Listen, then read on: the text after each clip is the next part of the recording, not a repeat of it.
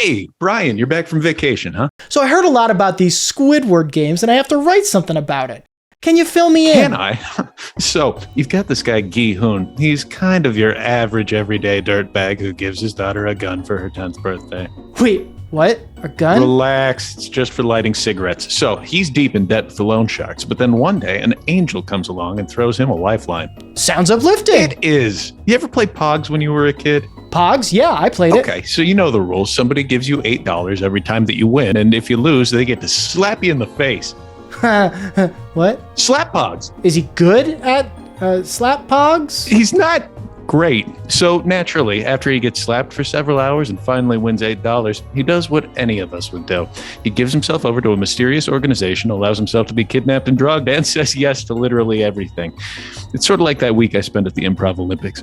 Yes, and? So anyway, there's a lot of colorful characters playing these Squid Games. Like who, for example? Well, you've got Gi-hoon, of course. You've got Gi-hoon's mean, smart friend with the glasses. You've got old Snakeface, who's got the snakiest face of a lot of them. You got crazy toilet lady and her maybe imaginary kids. You got Stabby, who will stab her way out of anything if you give her a sharp object or even a blunt one. And of course, you've got a harmless old man who isn't hiding anything.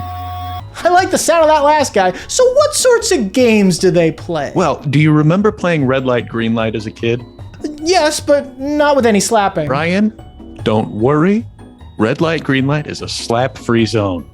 Okay, cool. Instead, when the big robot lady turns her head around and she says red light, and you so much as move an eyebrow the wrong way, a sniper rifle blows half your head clean off. It's super fun.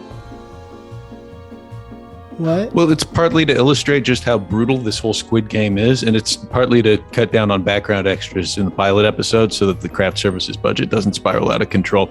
Anyway, after that, everyone leaves the game because they realize it's a brutal exercise in futility. Oh, thank God. But right after that, they all figure out that they live horrible garbage lives. So they just join the game again, and it takes 45 entire minutes of on-screen misery for everyone to get to that point. Oh.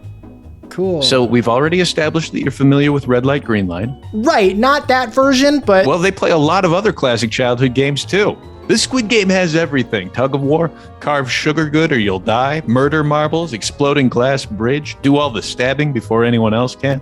Monopoly? Be serious, man. They're not total monsters. So the players fall one by one. Snakeface, crazy toilet lady, a harmless old man who isn't hiding anything. Stabby dies. Oh no, not Stabby. How does she die? It's kind of a great twist. She gets stabbed. Sure, she who lives by the stab must also die by the stab, I guess. This is so bad. Uh-huh. This is the absolute worst. Yeah, mm-hmm. Can you believe how awful this is? Not really. Who would ever want to actually watch this, let alone pay money for it? Wait, I thought you liked this. Oh, I loved it. Those are just the names of episodes 4 through 7. Waka waka. So that takes us to our titular Squid Game. There are 2 players left. Gi-hoon and his mean friend with glasses only. And here's another great twist.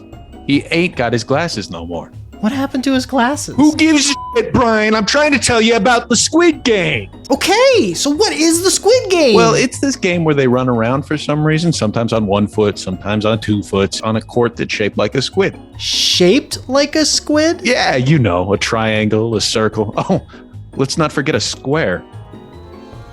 I don't... A squid, you know, like when you were a kid, you used to live in a squid with your parents until they kicked you out for what kept happening in the bathroom. So now you and 3 other dudes share a studio angelfish. I'm hanging up. I'll give you $8 to keep listening. Go on. So Gi-hoon wins, his buddy dies, and the Squidwards set him free and pay him the billions he's earned by not dying. What about that old man? Which one? The innocent old man who's not hiding anything. Oh, it turns out that those were his Squid Games. Oh, sure. So wait, they pay Gi-hoon the money? Uh-huh. Why don't they just kill him? I don't know. Why don't they just dump him on the street and then not pay him? I don't know.